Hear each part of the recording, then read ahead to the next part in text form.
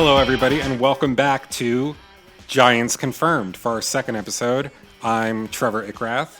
I'm Matt Ribeiro. Matt, we're back. We're doing another episode of Giants Confirmed. Here we are to talk about They Might Be Giants. Yes. And their wonderful studio albums. Yeah. Well, I mean, I assume we'll get to the other albums afterwards just because, eventually we'll run out of stuff to record about. Of course, and we'll want to keep going, but we still have, quite a long road ahead of us. We've only gotten through one so far. Last time we sat down, we talked about their self-titled debut, which some people call the Pink Album. Yeah. We were both pretty big fans, and I'm excited to hear what you think about what many consider to be the band's best record, I think, Lincoln. The thing about the They Might Be Giants fans is that they do not agree over what's the best album, but you're going to find the largest number of people saying Lincoln. Yeah, and this is the one that I see non-They Might Be Giants fans mention, too. Yeah, well, I mean, it's the one that actually ranked on, Pitchfork's Best Album of the 80s. So, normies like this one. Yeah, and I told a friend of mine I was doing a They Might Be Giants podcast. He's like, oh, cool, I'm a big fan of Lincoln. Yeah, it's very good. Whenever I have to do one of those, Topsters Top 50 Albums list, it's, absolutely no question that this is always number one. Number one of all time. Yeah, nothing else really displaces it for very long. Very cool. So I'm really excited to hear what you have to say about this one. Yeah. This is one of the They Might Be Giants albums that I've had, more experience with in my life. Probably the one I've listened to most over the years, this or Flood. And it's always definitely been one of my favorites.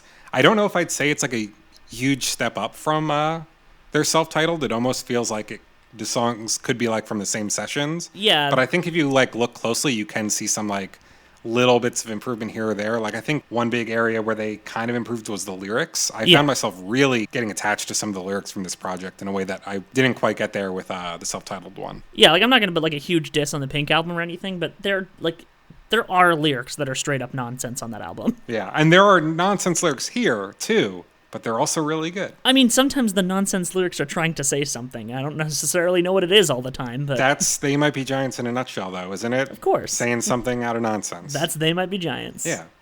What should we do before we get into the tracks? Do you want to talk about the cover? We did that last time, and I really like this one. So this is maybe my favorite They Might Be Giants album cover. Yeah, it's a Brian Doohan cover. Yeah, he apparently is an artist responsible for a series of weird... shrines, he calls them. Yeah. And this one features two of the band's... They're their grandparents, I'm pretty sure. John Flansburgh's maternal grandfather, Brigadier General Ralph Hospital. Fucking sick-ass name. And John Linnell's paternal great-grandfather, Louis T. Linnell. I think it's really good that it's a thing that was, built. And it's just a nice shot. It's very, pastoral. The photograph was taken by Carol Kittman. And you can see references to it in the music video for Anna Ng, too. There's those two little girls holding up pictures of their grandfather. But we'll talk about that when we talk about the song, I guess. I love Brian Doohan. It's Brian Doohan or Brian Dewan. I never remember which one it is. I think it's Dewan. I tried looking him up on the internet for some more examples of his work, but I was kind of lazy and just looked through Google Images, and most of it was all just They Might Be Giants related stuff. Most of the other stuff I would know him from is that he was also a good friend and collaborator of Julian Coster of the Music Tapes. Oh, that's cool. He seems like he would fit in with them too, yeah. Yeah, he also did the interior artwork of In the Airplane Over the Sea. Oh, so neat. Brian Dewan did artwork for 2 of my top 5 albums. Somebody should do an Elf and Six podcast. Fuck, dude, that's something that just if you depending on how close you hew your definition, you can make it pretty wide-reaching.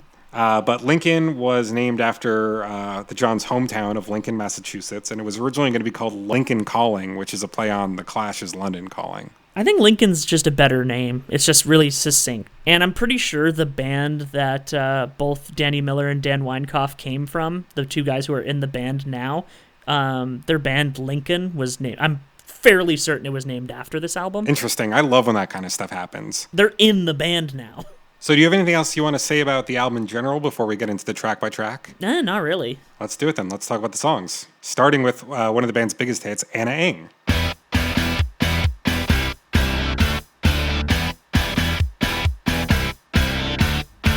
Make a hole with a gun perpendicular to the name of this town in a desktop globe. Exit wound in a foreign nation, showing the home of the one this was written for. The name was chosen by they were looking in a phone book and finding that there was a lot of Angs. Yeah, I have a quote from Linnell where he says, I was collecting possible song ideas, and for some reason I ended up looking in the phone book, and there were about 4 pages of this name that contained no vowels, Ng.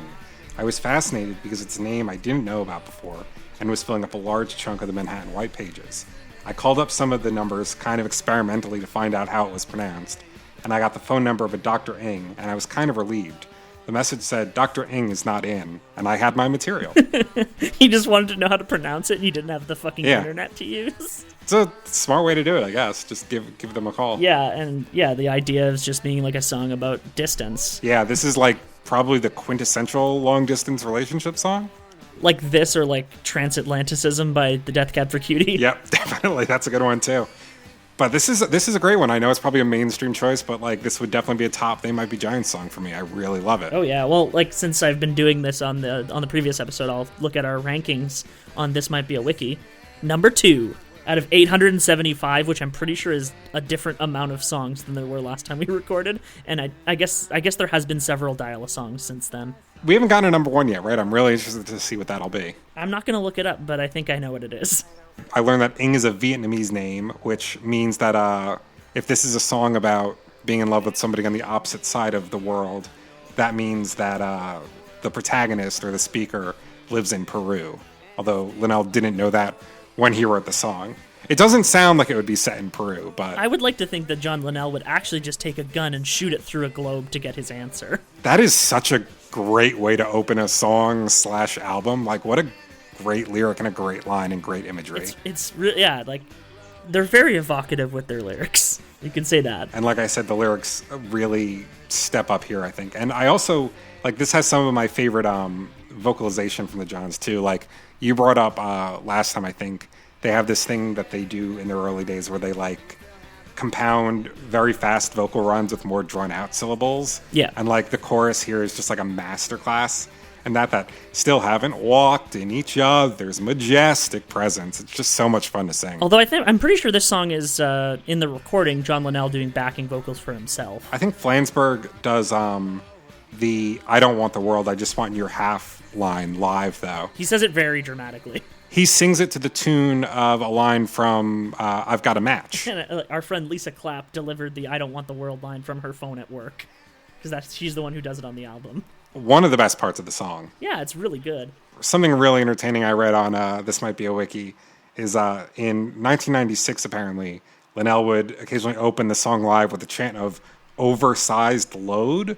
And this line would, in the bridge, replace "I don't want the world, I just want your half." Thanks. That might ruin some of the emotional resonance, like seeing that song live, you know? Like, and Linnell sometimes sings "It's a Small Girl After All" during the bridge. They just do shit during the bridge. Yeah, but oversized load.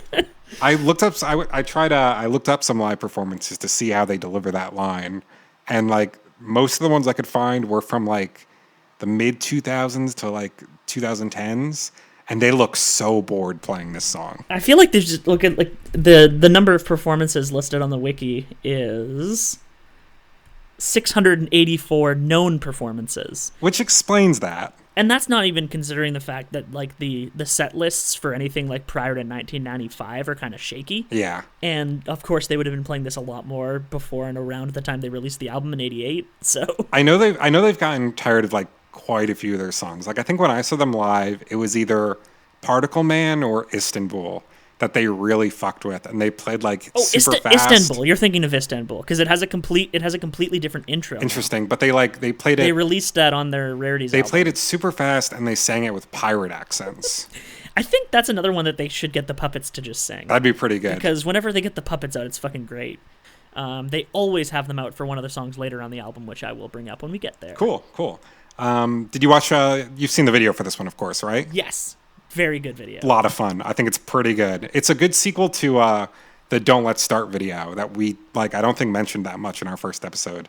But it's got like a lot of like black and white shots of the Johns heads up really close, making a lot of exaggerated movements. The second screenshot they have on the This Might Be a Wiki article of John Linnell just making the most pained, emotional face is very good. He really gets some good expressions in this one. And the cinematography is super uncomfortable.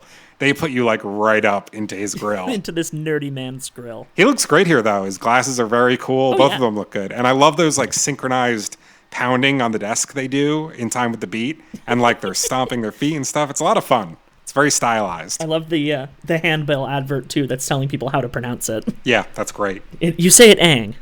That's how you say it. That's our song. Listen to it. Yeah, this is how you say it. Now is the time to play it, yeah. You want to keep going, though? Because I like this next one quite a bit, too. Oh, yeah, absolutely. Cowtown.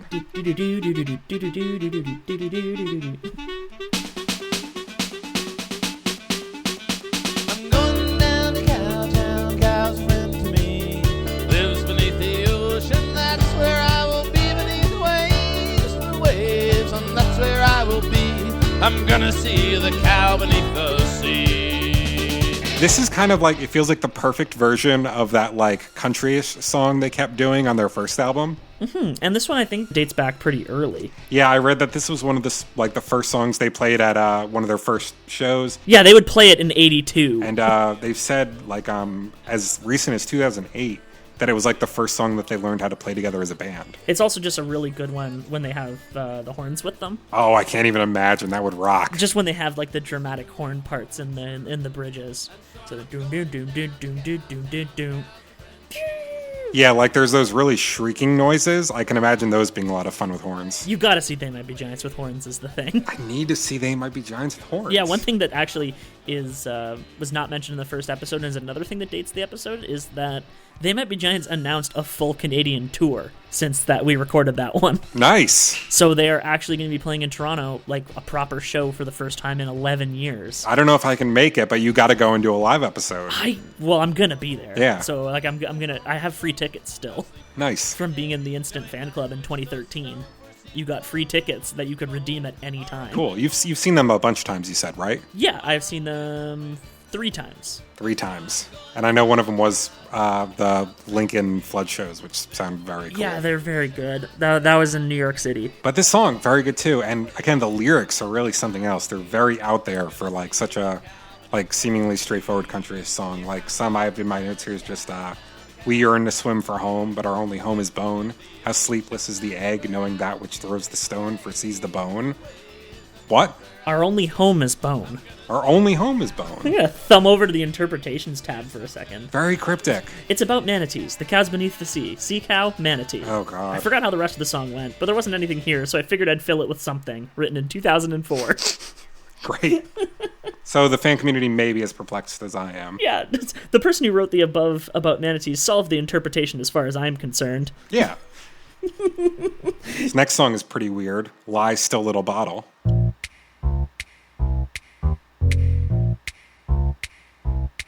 Lie still, little bottle.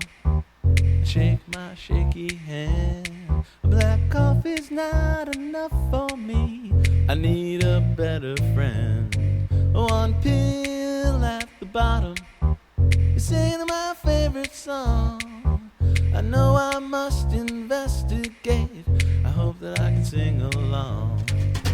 That is possibly one of my favorite They Might Be Giants songs. Really? This one's never been that far up there for me, but it is cool. It's very cool. It's one of the more conceptual ones. First of all, I like to do finger snaps along with it. Yeah, that's good. It's good for that. I think, is this one of the ones that they'd have the stick for? I feel like this is one of the ones they had the stick for. It is. I have here in my notes, Flansburgh would sometimes keep time and rhythm by banging an amplified tree branch on the stage as he sings the song. Nice. And the fans would start shouting for it, yelling, "The stick! The stick!" It's very good. He played this when I saw them in Detroit, which is the first time I saw them. And it wasn't like a Lincoln Flood show or anything, so as far as I'm concerned, it was a pretty deep cut. Did they have horns with them? Because this is a horny song. They didn't at that point. Are the horns on the album like real? Because I know a lot of this is still fake synthetic instrumentation. You know what? I actually don't know. They sound real, and I know that this is the only song on the album with real drums. I don't know if they had very good synth horns at that point. They sound too good to be synth horns from like the late 80s. Yeah, I'd have to find album credits, which I can't see on the page, so I'm just gonna say they're probably real. But this song does feature live drums. It's got Dr. Kenneth Nolan on the drums. Nice. Maybe foreshadowing a song of theirs about another doctor that plays the drums. Yeah, Dr. Worm. We have to have a requisite Dr. Worm reference Yeah. until we get to the album that it's on, because Dr. Worm's really good. It's one of their best songs, definitely. One of their best songs, and another good song with horns. Yeah. And I don't know how people thought this song was about alcohol when it's clearly about pills. Yeah, John John is quoted as saying, people think that this song is about alcoholism, but we are family entertainment, and this song is about amphetamines and barbiturates. So don't get the wrong idea. Yeah. We're not talking about alcohol. We're talking about drugs. It's a good one.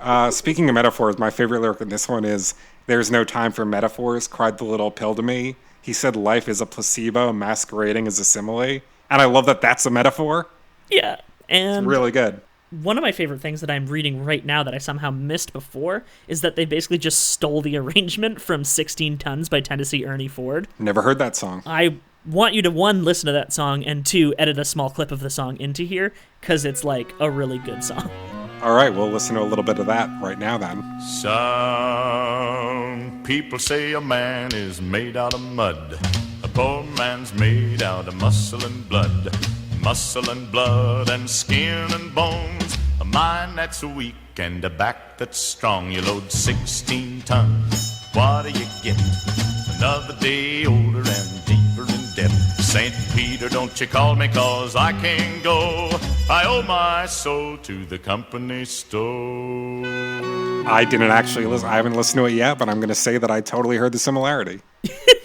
Yeah, the great thing about editing in post, I played it on my radio show when I was doing a show about like Labor Day, because it's a very Labor Day song, because it's like, I move 16 tons and what do you get? Another day older and deeper in debt. Like it. Bleak. Yeah. It's Yeah. very bleak. It's a very bleak song, and also Tennessee Ernie Ford has an extremely deep voice that I could not possibly imitate. I hope that I get old before I die. Don't we all? I want to talk about Purple Toupee? Always want to talk about Purple Toupee. I remember the year I went to camp. Heard about some lady named Salma and some blacks. Somebody put their fingers in the president's ears. And it wasn't too much later they came out with Johnson's wax. This was another single, right? This is a really cool one. I find it weird that this one was a single. It feels singly to me. Like, this almost feels like it's kind of like another take on like the pop song they first tried writing with Put Your Hand Inside the Puppet Head. It's amazing that was their idea of how to write a pop song. Right? Yeah. But this one is almost even weirder because it's got all those like the skewed historical references that are all wrong. There's a lot of good like handouts and literature from the band from this period, because there's a great press release for Purple Toupee that lists all like the historical events they reference and how they're actually like inaccurate. Like they mention Martin X, which they say is a composite of Martin Luther King Jr. and Malcolm X, two black civil rights leaders assassinated in the 1960s. They were not, in fact, mad about when the government, quote, outlawed bell-bottoms. That whole verse is really great. I love, I shouted out Free the Expo 67 until they stepped on my hair and told me I was fat. Now I'm very big. I'm a big, important man. And the only thing that's different is underneath my hat. Really good. I like this one fact because, as a noted fan of the GameCube, There's no way that you weren't the one who put this here. I wasn't. I actually never had Custom Robo, and I really want Nintendo to put it on like Virtual Console or something so I could play it. There's a character that wears a purple toupee during the summer. There's no way you didn't have that fact. I am mad of GameCube Nintendo. I also read that this song uses a bunch of like a couple Prince songs as a springboard. Like the title is based on kind of like a combination of Purple Rain and Raspberry Beret, which I think is cool. It's neat. Yeah, that's like good. Apparently that was a big response to like a 60s revival going on at the time or something. Yeah, I guess that would have been happening around then, eh? Yeah, and this whole song is about how like they saw it as kind of like a complete sham, which is I guess what explains all the weird, wrong references. You have to think of it on like two different layers, which I think is like really true of the interpretations of a lot of They Might Be Giant songs. You have to think of like the context in which they're saying the lyrics, as well as like what that specific context was referring to. So like they're saying it in the context of like being like a 60s revival, but also the fact that they think the 60s revival is bullshit. Totally. And this is context that you kind of miss on without reading into it. Yeah, they're a band that requires you to do your homework pretty frequently. Yeah, it was like I like got into They Might Be Giants when I was like 14. I didn't know this shit. I was just enjoying the tunes. What do you think of that lyric, Chinese people were fighting in the park, we tried to help them fight, no one appreciated that? That's kind of a... I don't know what you're going for, buddy. Not really totally sure. Interesting one, guys. I just want to look at... I'm on the interpretations page. Chinese people in the park is Tiananmen Square. Got it. That makes sense. See? And then someone says following, no way that that's referring to Tiananmen Square. Conflicting reports. Oh, yeah, that happened in 89. There's no way it's Tiananmen Square. Yeah, probably not. Oh, Chinese people were fighting in the park. The narrator confuses Vietnamese with Chinese. We tried to help them fight. No one appreciated that. Vietnam War. We tried to help them fight. No one appreciated That's really fucking good. That's really good. And it really fits the mixed false references. Wow. This is a smart band. There's a smart fucking band. Smart band. And we're smart people because we know this stuff. This is what I like about the fact that I have the interpretations and stuff opening as we're recording instead of making notes beforehand. Yeah. Because I will seem less smart and the band will seem more smart. It works for everybody. Good God, Cajun Aquarium.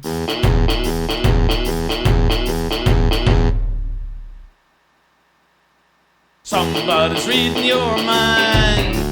Damned if you know who it is. They're digging through all of your files, stealing back your best ideas. You cover your windows with lead, even keeping the pets outside. Then you hear a moment too late the sound coming over the phone. Yeah, this is an interesting one. Maybe the first one on the album that I don't really like. It only has 27 performances. Doesn't surprise me. It feels like a hard one to pull off live. I'm not totally sure they pull it off in the studio. I've seen this song live more than most people. They played it at the December 30th show, which I was at. That was 2012. And like the only times they really play it are at duo sets and like Lincoln theme shows. Because otherwise the last time they'd played it is in 1999. Interestingly enough, this one would probably work really well live with horns. I think they had them. I don't remember if they used them on it. It's an annoying song. I really like it, actually. Really? Just because, well, first of all, it's short. It is. It does not overstay its welcome, I don't think. Two, I really like the, it's not even like a harmony. They're both singing the same thing, just the joint vocals that they sing in the chorus. Yeah. And I just really like songs that are like about paranoia. There's a couple of really good songs about paranoia on this album, and this is definitely one of them. That sample really drives the energy of the song. Totally. And the lyrics are great, too. I've written down here, somebody's reading your mind, damned if you know who it is. Damned if you know who it is. They're digging through all of your files, stealing back your best ideas. They cover your windows with lead. Even keeping the pets outside. I can see why you think it's annoying. No, but it works better for you to sing it than for me to read the lyrics. Yeah, I really do love doing that. I think this song would be pretty good for like if you were making a playlist of songs about plane crashes. You could add this one, Shit Luck by Modest Mouse, and that Bright Eyes song that opens up I'm Wide Awake It's Morning. That starts with a plane crash. Someone's probably already made this playlist, but now I want to make it. It's a free idea if you have a themed radio show out there. And then, of course, American Pie by Don McLean. Oh yeah, totally. The Day the Music Died. This next song is also another really good one about paranoia, Where Your Eyes Don't Go.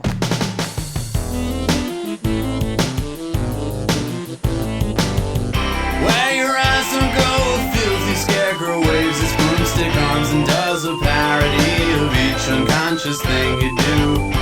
When you turn around to look, it's gone behind you on its face. It's wearing your confused expression where your eyes don't go. This one I never used to like it that much. Me neither, but it really revealed itself to me while preparing for this episode. Like, I always thought the, incorporation of, I've been working on the railroad and someone's in the kitchen with the Dinah part during the bridge was a little too corny for me, but, when I focused on, all the other parts of the song, it's just a really neat one. Especially that, really extended guitar outro that we get from Flans at the end. Yeah. It's really cool, and Linnell's really going off on the organ there, too. I like that the wiki decides to include that both Terry Pratchett and Neil Gaiman are fans of this song. This feels like a song that those two would like. I also like that there's an entire, this might be a wiki category of Kingdom of Loathing references. In that, things in Kingdom of Loathing that refer to them might be giants, not the other way around. Oh, interesting. It is a very long page. I'm not super familiar with Kingdom of Loathing. Neither am I, but they are clearly huge nerds. Some lyrics I really like from this one. Every jumbled pile of person has a thinking part that wanders what the part that isn't thinking of. Should you worry when the skull head is in front of you, or is it worse because it's always waiting where your eyes don't go? Because you can't see your own head. You can't see your own head. That's pretty much all that's saying. This is a neat one, though. I think it's a winner. It's a very good song.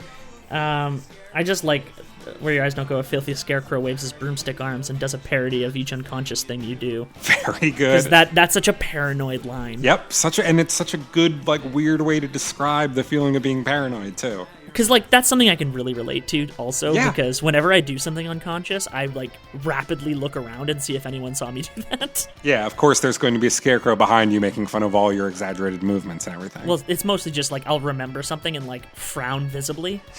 Because you know when you just remember something embarrassing you did? Yeah. And then that in itself becomes something embarrassing, because I have a very expressive face. So, like, you will see every frown. It's a vicious cycle. And that scarecrow, it has a very angry face drawn on it. Right. Piece of dirt.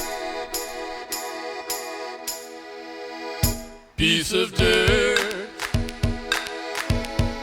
That is all I'm standing on today. Piece of dirt. The whole world has slipped away. This is another one that really kind of revealed itself to me while preparing for this recording. I never really liked this one. It kind of starts out, you think it's just going to be another one of their, like, goofier, wackier songs. But I think it really gets pretty emotional and very, like, genuine and resonant by the end. This is another one that they didn't really start playing properly again until they started doing Lincoln shows. I wonder why. They had a performance on the 16th of November 2011, which wasn't listed as a Lincoln show, but then everything after that is a Lincoln theme show. So that's also where I saw it, so I've seen this one live as well. Cool. Linnell said in 2010 that this song was an odd thing that came together in the studio and was very different and kind of beautiful and rare. It was the result of John and I collaborating, going back and forth and giving each other material, and was unlike anything we had recorded before. I kind of feel like this song, I don't know if this song would work better if he wasn't doing a weird voice for it. He's kind of doing a weird voice, but it's not as weird as some of the other voices he does. Yeah, no, it's not. It's just, well, it's him putting on, like, a much deeper voice than he really has. He's a very nasally talker. Yeah, and that's why I think, like, the poignancy of this one is kind of, like, buried a bit. You really got to get to the end to, like, get through the whole track, you know? Yeah, well, I mean, the whole thing is basically saying, I have nothing to stand on. Yeah. That's why he's saying it's a piece of dirt or an ink spot. That ink spot line is really good. And I really love the last couple lines here, too. The whole world has slipped away. I find myself haunted by a spooky man named me. I wish that I could jump out of my skin. Really good. Just more lyrics about being paranoid and anxious and neurotic. I love it. It's very well sung, too. Also, this song has, like, fucking chef kiss accordion parts. Yep. Yeah. There's some very nice accordion work on this whole album. Which, like, I love their accordion, and I wish it was around more now. You want to keep going and talk about Mr. Me? Mr. Me.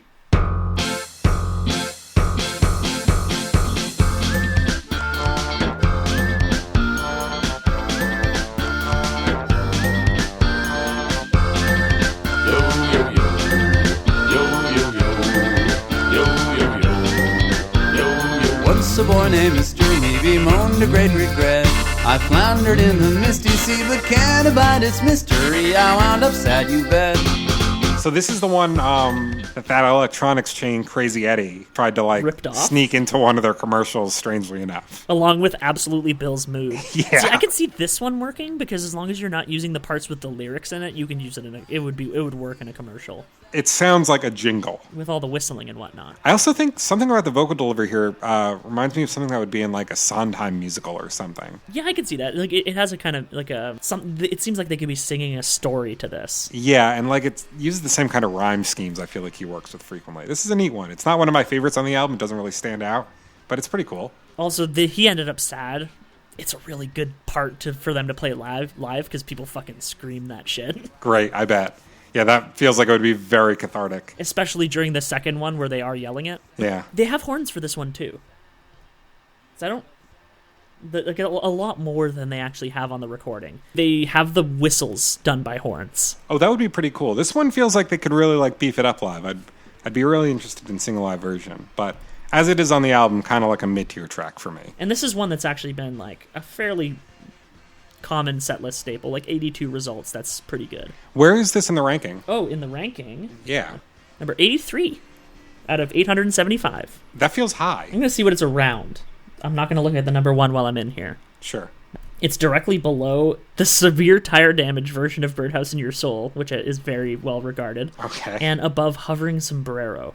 That's weird company. Can't think of how Hovering Sombrero goes off the top of my head. I might not be familiar with that one. Nor can I. I don't really like it, so that's why I don't ever really listen to it. I'm not a super huge fan of this next song either, The Pencil Rain. The possible dream, finale of scene, the moment that some call eternal, that some call insane. Now helmets on each head, awaiting the first lead. The pageant is named The Pencil Rain. I love this one. Yeah. And I don't know why. It's definitely one of the weird high concept flange tracks. This is a Linnell track, actually. This is a Linnell track? No way. Yeah, and he is putting on the deepest voice he can manage. I would have, gun to my head, I would have told you this was a flange song. The song's title is a parody of the title of Prince's Purple Rain. So that's like the second kind of Prince reference on the album. And I absolutely heard this song long before I was a fan of They Might Be Giants because they used it in a slow motion fight scene on Malcolm in the Middle. Apparently, their music popped up quite frequently on there, I guess. Not just the theme song. Mostly in the first 2 seasons. Okay. They actually did original music for the first season, which never properly saw the light of day. It was never released, although I do have it if you want it. Interesting. There's a song on it called Schoolyard Pokemon. Great. I want to look at the interpretations for this one really bad because... Go ahead, feel free. I can't dive down that rabbit hole, but if you want to. Someone said, have you ever endured a 3-hour-long final exam? Then you know what this song is about, written in 2005. This song to me refers to standardized tests. The first verse is the moment the proctors tell the students pencils down, and they all clatter to the desks. At that moment, the test is over, and the fate of the students is decided. That works. Taken more literally, the song is about soldiers awaiting the start of a battle of which they are expected to die. And really, isn't that how taking an exam in university feels? I like it. I like this guy. The finale of Seam is a line from the poem The Emperor of Ice Cream by Wallace Stevens. The full line is, let be finale of Seam, and is generally interpreted to mean, let true existence put an end to mere appearance. Interesting. A poem about death, apparently. But yeah, literally this song is about mankind fighting a war against, sentient pencils? Yeah, that is lyrically the literal thing that they're saying. Seems to be what's going on here. 25 known performances. That's nothing. Yeah, I wonder what this one is like live. It's really good. I can imagine this one having some good crowd participation. 1, they used the horns. Yeah. And 2, they played it both nights I saw them in New York. So where's this one ranked? Pencil Rain is 326 out of 876. Okay. So probably one of the lower Lincoln ones on the list. Yes. But I really do like it. It was always my favorite when I was younger. I think it's just because of the that it's fun to sing. Yeah, this one is. There are 3 songs on this album that I would definitely cut. We'll get to that at the end. We will, but out of those 3, it is my favorite. Yeah, I mean the other 2. We will get to them. I know which ones you mean. This next one is one of them. The World's Address. Yeah.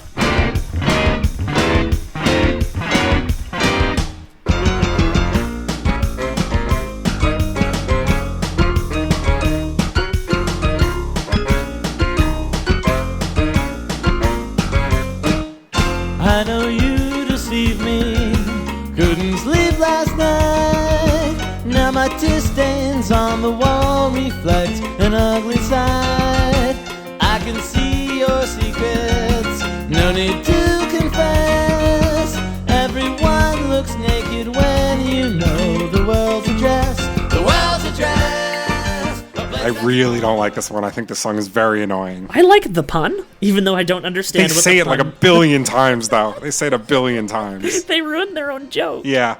They don't play this one anymore. Okay. They played it at a Lincoln show in 2015, but otherwise they hadn't played it since 1987, because they did not play it at the Lincoln shows that I saw, or any of the other Lincoln shows around that time. It has 3 known performances. Yeah. This one would be... I would be interested in seeing it live, actually, because I could see them really tearing it up, but, I definitely wouldn't be holding out for it at a show. This is also a rare track that is written by one John and sung by another. Yep, written by Linnell, sung by Flans, interestingly enough. Although Linnell does sing on the original demo that aired on the Frank O'Toole show in 1987. Yeah, I don't know if I have that. I probably have it somewhere. I have such a large, obscure collection of They Might Be Giants demos and stuff at this point. I trust you've heard the remix of this one that's on then. Yes.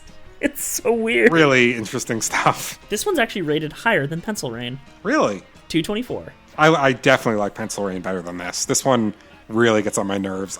How long is it? It feels long. I know it's probably not. It's 2 minutes and 24 seconds. It feels like it's 5 minutes long. They Might Be Giants have very few songs that are over 3 minutes. Yeah.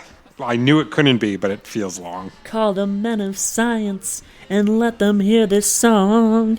Tell them Albert Einstein and Copernicus were wrong. That's a good lyric. I like that lyric a lot, but just everything else here. I'm not even totally sure what the song means. It feels like a question wrapped in an enigma wrapped in a riddle. What is the world's address? Well, the world is a dress.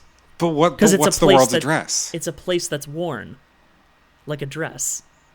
And it's a sad pun that reflects a sadder mess. It's a pun that I don't think they actually thought of a reason. Yeah. The boys are very clever. They're very funny. I don't know if this is one of my favorite jokes of theirs. Let's look at the interpretations. Oh, good God. There is 18 interpretations. Anybody saying anything interesting?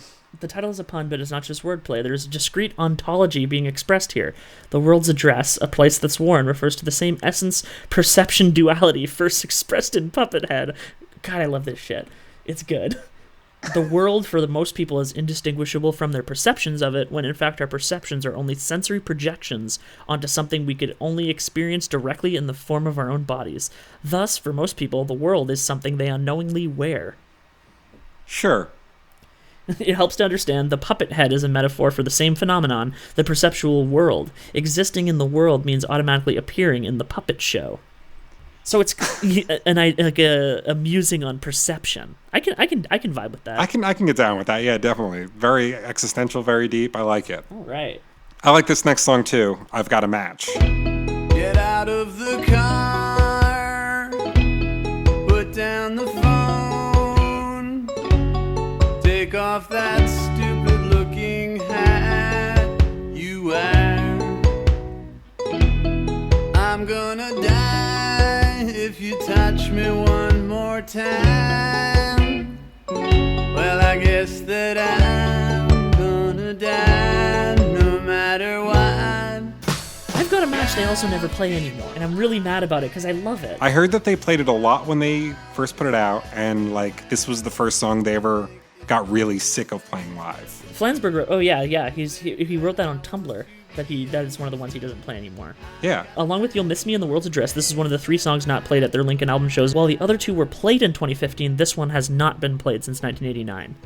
I didn't know they actually played You'll Miss Me, because that one's a really fucking hard one to do. Yeah, I know they have some like mixed feelings about transferring that one from live to studio and so forth, but we'll talk about that. But yeah, this one's ranked 54. It's actually one of the higher ones on Lincoln. I get that, because it's really good. This is a really good song. I like this one a lot. It reminds me, I think you'll appreciate this, it really reminds me of the Mountain Goats Alpha Song series. Yeah. Which documents like a mutually destructive, abusive relationship. I feel really sad knowing that one time someone brought up that They Might Be Giants Mountain Goats comparison to John Darnielle on their forum in like 2005. And he thought it was an unflattering comparison at the time. Yeah, you mentioned that on our last episode, and that really surprises me. I wonder if his opinion has changed since then. I really hope it has. I wonder what his exposure to They Might Be Giants has been like to get him in that mindset. Because, like, they are, definitely goofier than him. Yeah, but they are, at the same time, a very literate, smart band, in, like, the same way as the Mountain Goats are. Yeah, and, like, they speak a lot more in metaphor. Yeah.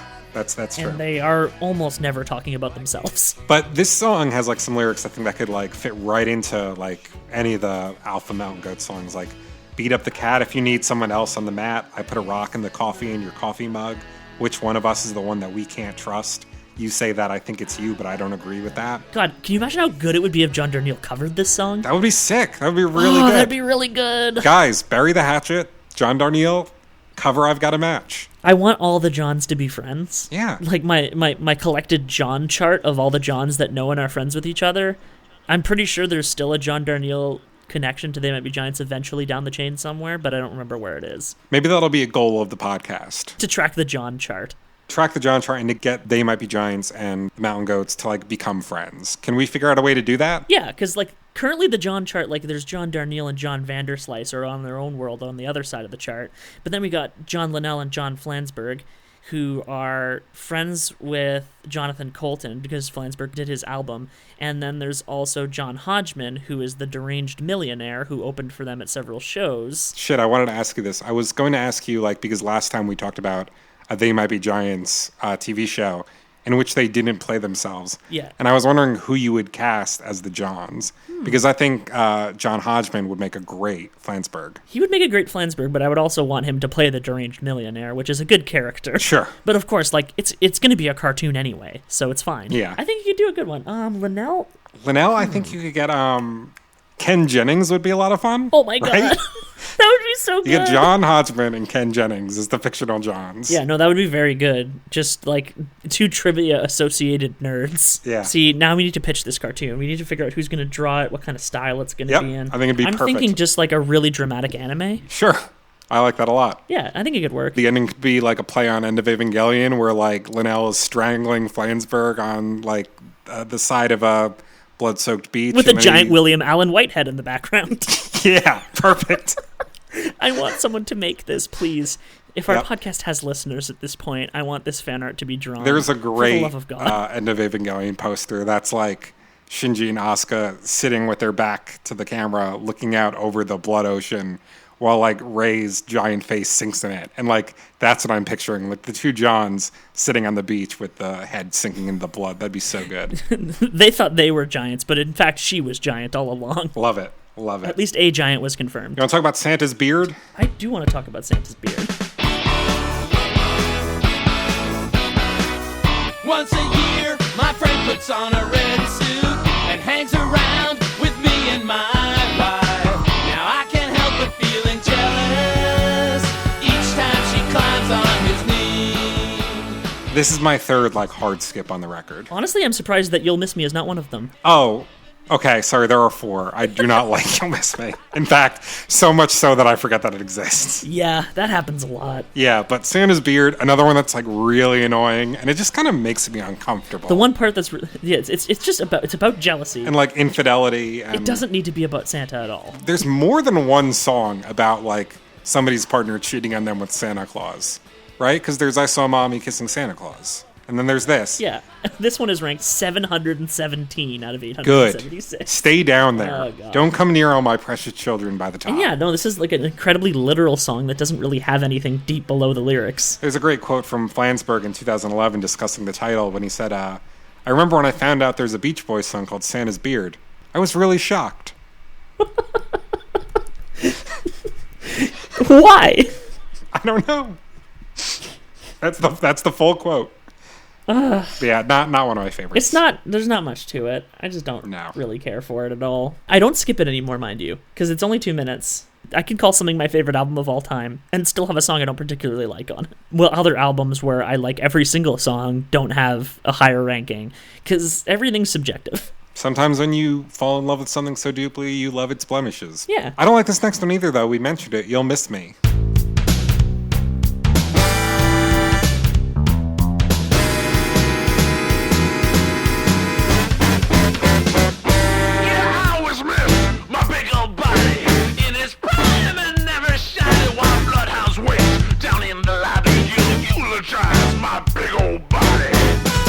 I can see this song working. I asked them about this when I interviewed John Flansburgh about why he never plays this, and I wish I had a transcription of my own interview. I really should have one made so I can use it to refer to. And it was basically they're just saying because the studio version of the song drastically differs from earlier demos, which featured slow beats and mellow vocals. I'd be interested in hearing that. And they play it really weird live, from what I've been told, because they have never played it at a show I've been at. Because they played it in 1997, then they never played it again till the Music Hall of Williamsburg Lincoln show in 2015. But yeah, this one's really like discordant, very abrasive. Not really a fan. I like to think of it as like a weird semi-Tom Waits impression at some points. Oh, I definitely get a Tom Waits vibe from it. That's a good comparison. If we're doing our like dream covers album of They Might Be Giants Lincoln, I would love to hear Tom Waits do this song. Great. That's another thing we should assemble as we go. I think last time we mentioned we'd both enjoy hearing Elvis Costello covering Youth Culture Killed My Dog. And then this time we have, so far, John Darnielle covering I've Got a Match. Yep. And now Tom Waits covering You'll Miss Me. A sick record. It must be raining 'cause a man ain't supposed to cry. It's a great lyric. I was just about to say. But I look up and I don't see a cloud. that coming out of Tom Waits' mouth would be fucking incredible. It would work really well. They do not have the chops for the recorded version of this song. Yeah. But some of the lyrics are really good. That one's great, and I really like your money talks, but my genius walks. Morticians wait with a shovel and a fork as detectives trace my hands with chalk. More really good Tom Waitian stuff. Like they're really evocative lyrics, and I actually do really want to hear this song live now because I want to see what they do with it with a full band. I'd be interested because too. A full band, and like if they have horns on them at the time, like that's gonna be really cool. But like they're never gonna play it at a non-Lincoln theme show, Right? They wouldn't really bust this one out in any other occurrence. No, but you know what they will bust out is this next one. They'll need a crane.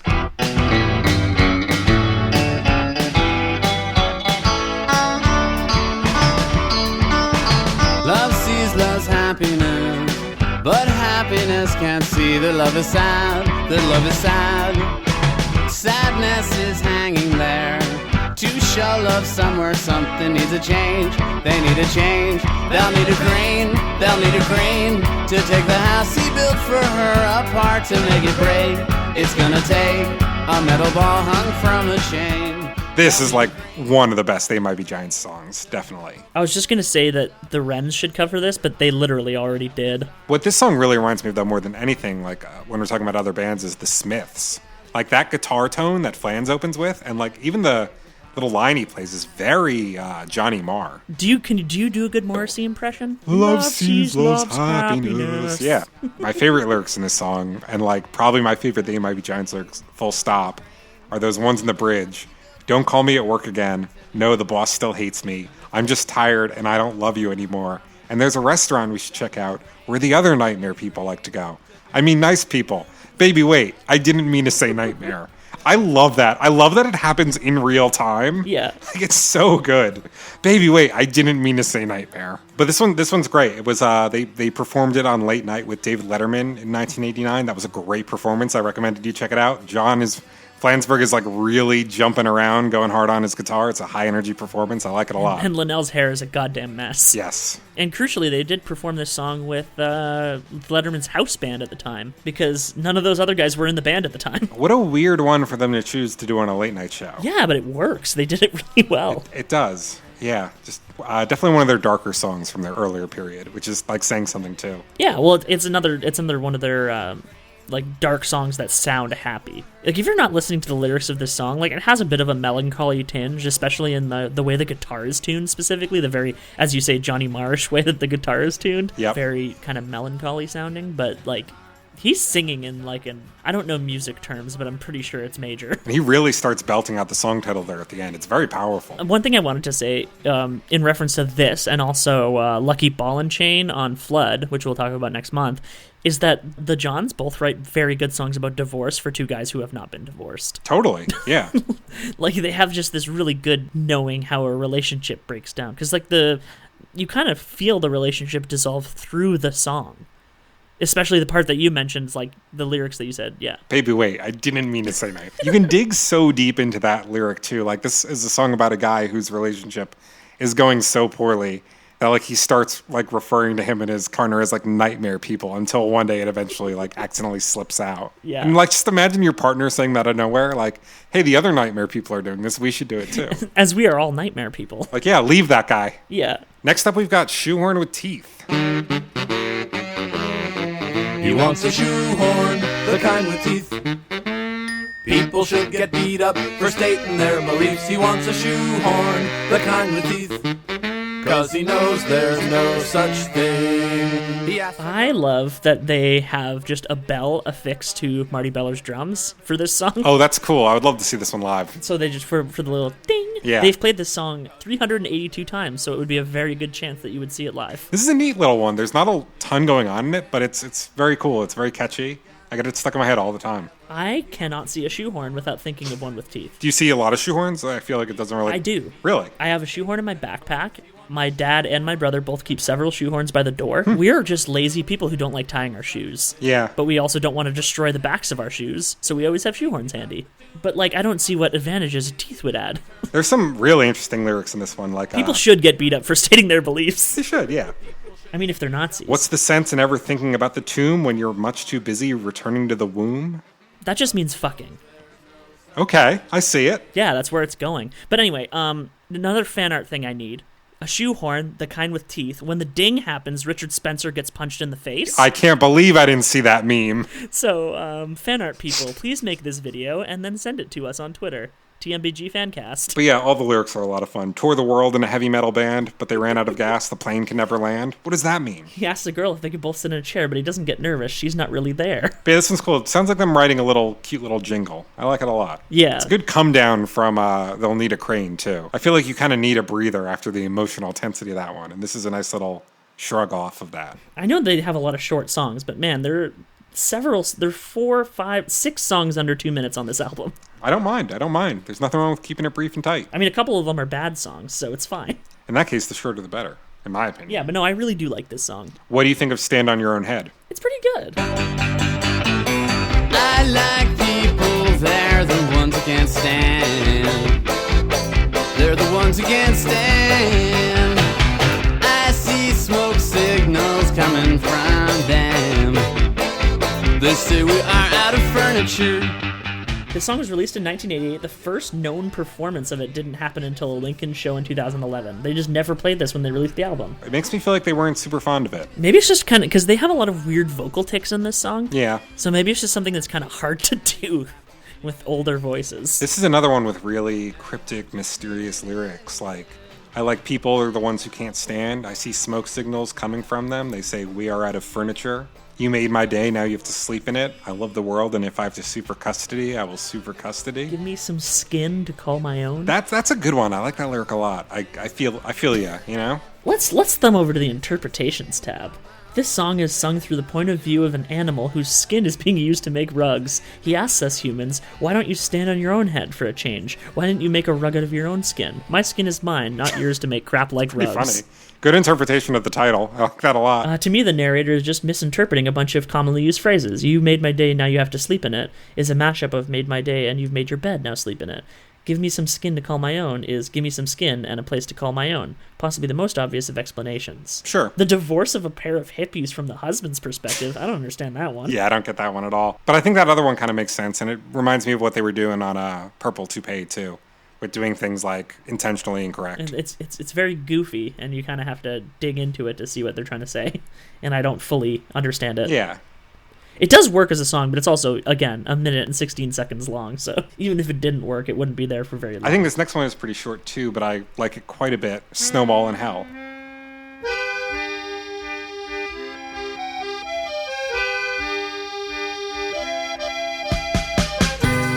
Avalanche roadblock.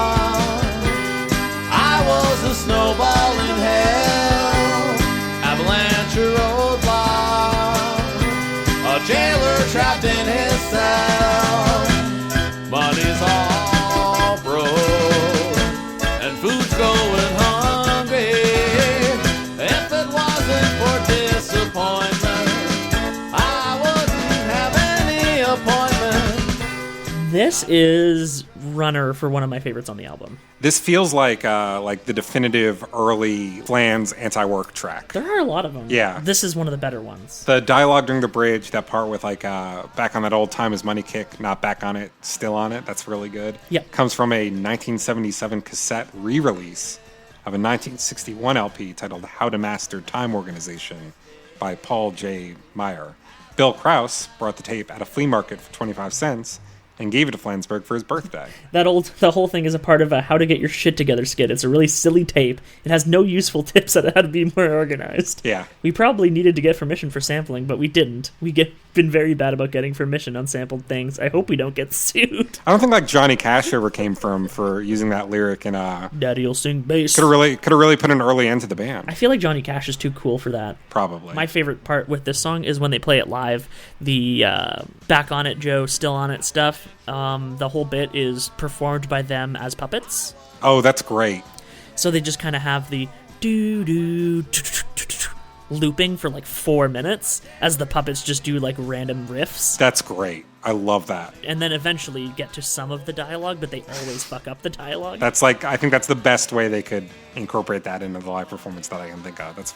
I like that a lot. Yeah, and this one has been performed 30 times, which is not that many. No, not really. They do bring it out for non-Lincoln shows now that they have the puppets. Because this is just a song that works well with the puppets. And it's a song that works really well in its spot in the album, too. This feels like a great penultimate track. Yeah, no, it's very good. And the last one is also very, very good. Kiss Me, Son of God.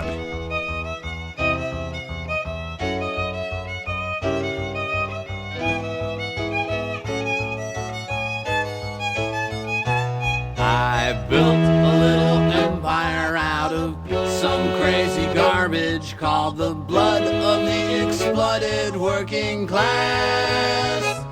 But they've overcome their shyness, now they're calling me your highness, and the world screams, kiss me, son of God. First of all, the harmonizing in this song is so good. The intro of this song has always sounded to me like you're watching a play and the actors are rushing to get into place for like the big Act 3 finale song. Like there's something that feels very hurried about it.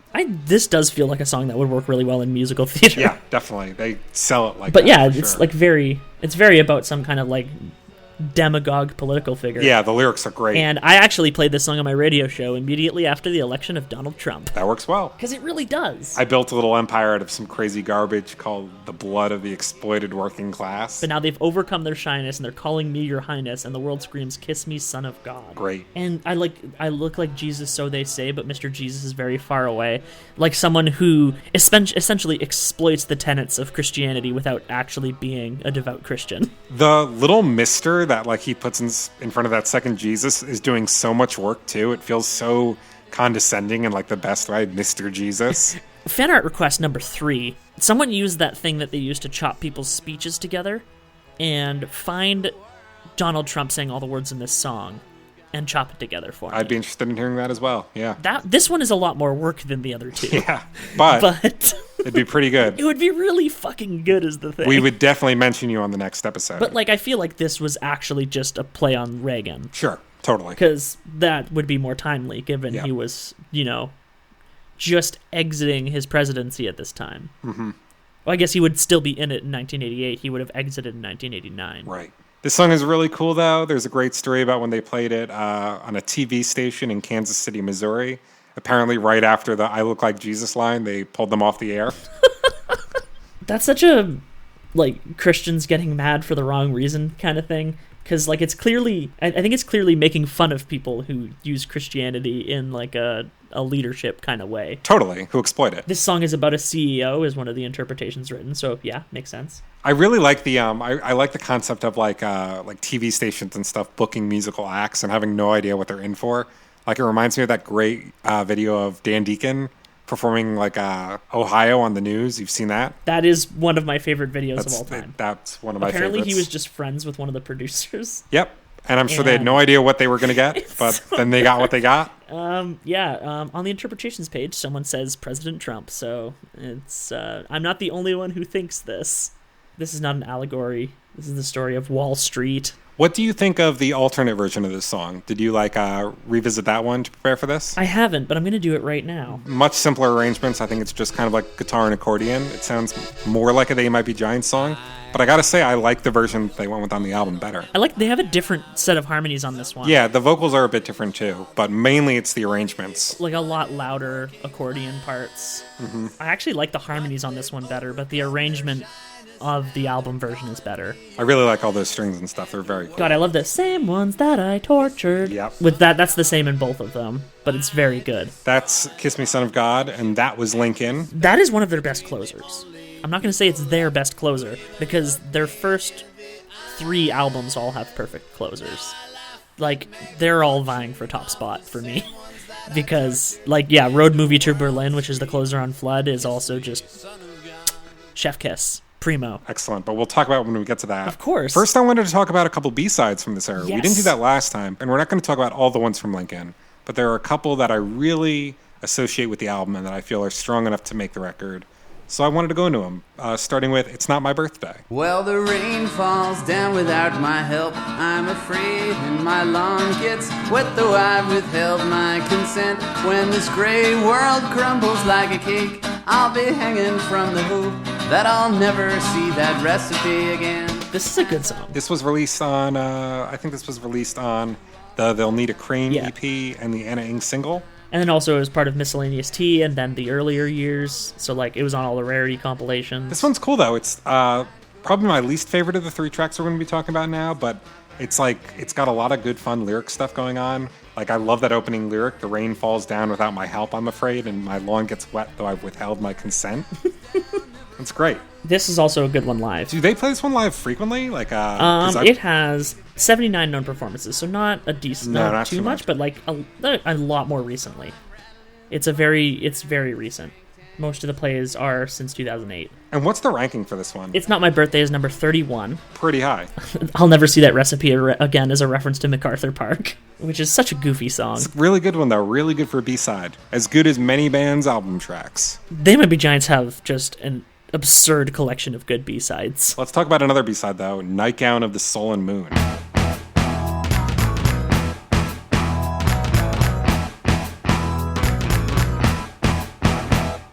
Fell in the door and you fell on the floor with your hand on the knob, looking up and abruptly forget what you're thinking. Fire alarms go off in your head. You live in the nightgown of the sullen moon. How the windows lean into the room. What I like about this one the most is just the syncopation of the drums when he's doing the drug trip. It's not a drug trip, but you feel a bit insulted. That part's so nice. They've only played this song live once. Really? 1995. This one never comes up. This is a really nice one. There's something that feels very, like, genuine and romantic about it. I just like it a lot. It's very wistful. Yeah, no, it's very good. Yeah. They didn't know that it was actually the title of a book. And like you said, the vocalization is, like, so good at that. The way it opens, fell in the door and you fell on the floor with your hand on the knob, looking up and abruptly forget what you're thinking. Fire alarms go off in your head. You live. Love that. Yeah, it was ranked number 27 out of 876, so another high nice. Yep. These are some classics hidden away. See, Linnell said that the song was inspired by a young girl's drawing, which was probably inspired by the book that's the title's from. This one was also on the They'll Need a Crane EP and the Anna Ing single, as well as some of their compilations like Miscellaneous T and Then. This is a cool one, though. I like it a lot. Yeah, it's a very good track. I just like the I like the way the drums go through it very much. This next one we're going to talk about, though, is maybe my favorite They Might Be Giants song. Hey, Mr. DJ, I thought you said we had a deal.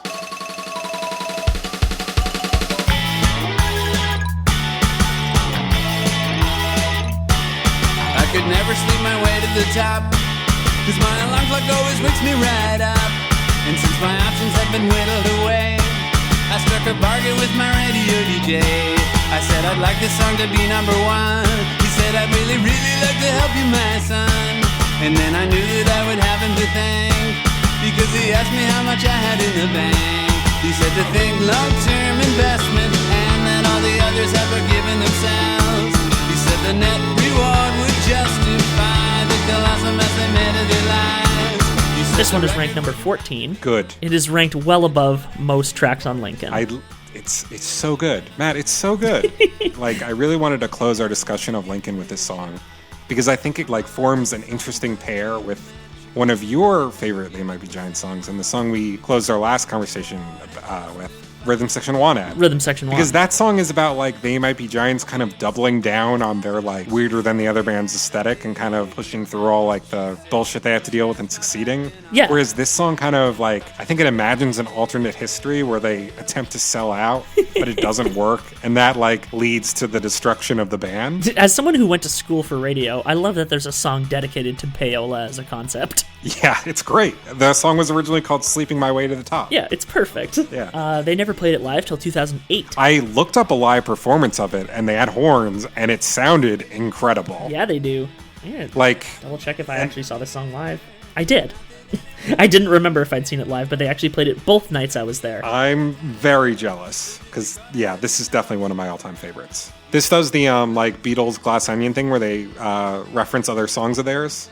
Like they mentioned Chess Piece Face and Rabid Child. I think it's interesting that all those songs that Linnell mentions are like flange tracks. Yeah, there are so many interpretations that get into like this jealousy that they imagine between different members of the band. Interesting. It's amazing how often this comes up. Huh. They think that John Linnell is super jealous that their first Grammy was won for a Flans song. I feel like if there was that kind of conflict in the band, whether it was expressed or not, this isn't a group that like could have lasted as long as it has with like They those have kind of never stuff. gone more than 4 years without releasing an album. Yeah, I think that's so respectable and so cool. They have a very strong working relationship. Yep, I've never gotten any kind of bad blood vibes.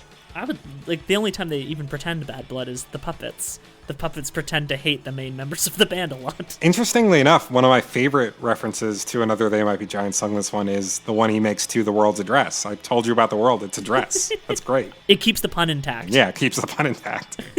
And speaking of like imaginary covers, I have like a really left field one for this one, I think. All right. I would really love to hear this song covered by Panda Bear from Animal Collective. Man, how would that Just work? it has like those like little like Hey, Mr. DJ, I thought you said we had a deal. it has those like hey background vocals that he could do really well. Let's do our best Panda Bear impressions. If you don't have a Panda Bear impression, you're not an Animal Collective fan as far as I'm concerned.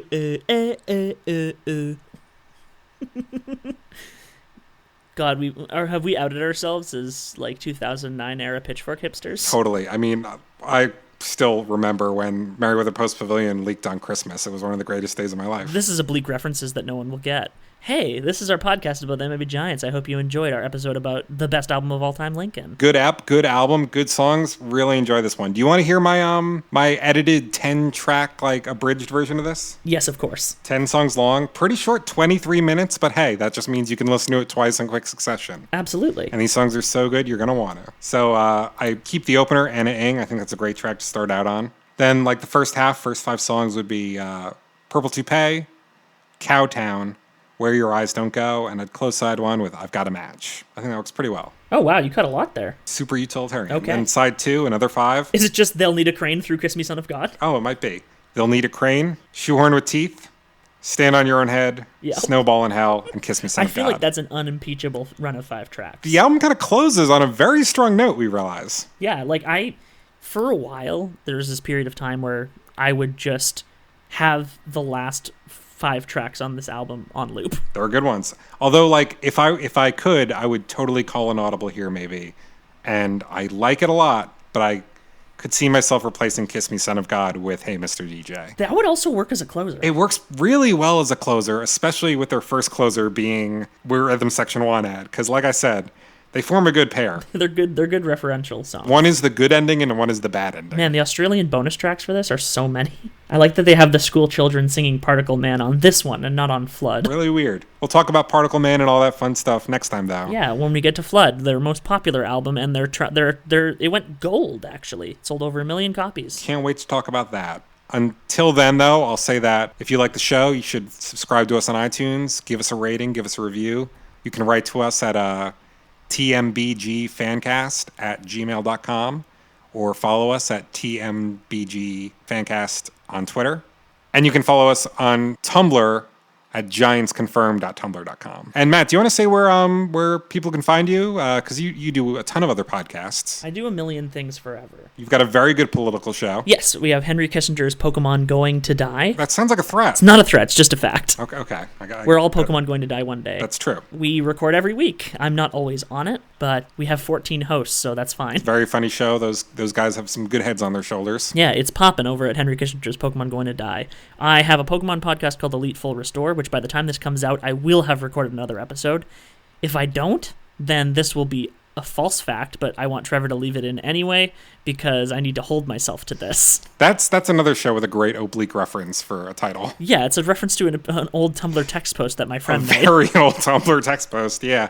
Yeah, and possibly one of my other podcasts will have launched by then because I'm planning on starting a bunch of them. And I do a podcast about the band Gorillaz with my good friend Dylan Flynn. That's called Hallelujah Monkeys. Very worth checking out, I think. So I do that show. I do a great show about one-hit wonders with my friend Maxton Stenstrom, One Hit Wonders of the World. So good. We've recently covered Who Let the Dogs Out and Rapper's Delight. A lot of fun episodes. And then maybe by the time this is out, we'll have done the episode that you should do with me, which is 1 week by Bare Naked Ladies. Yes, definitely looking forward to that. That's the thing about us not knowing when this episode's going to come out exactly. Yeah. We might have already done it. Who knows? Yeah. So definitely check those out if you want to hear more of me or Matt in other places, and do all that other stuff if you want to support the show. Yeah, and otherwise you can follow me on Twitter at MattGCN or on Tumblr at Tremampoline. For now, though, I've been Trevor Ickrath. I'm Matt Ribeiro. And until next time, laugh and make a fortune off the same ones that you torture as the world screams, Kiss me, son of God.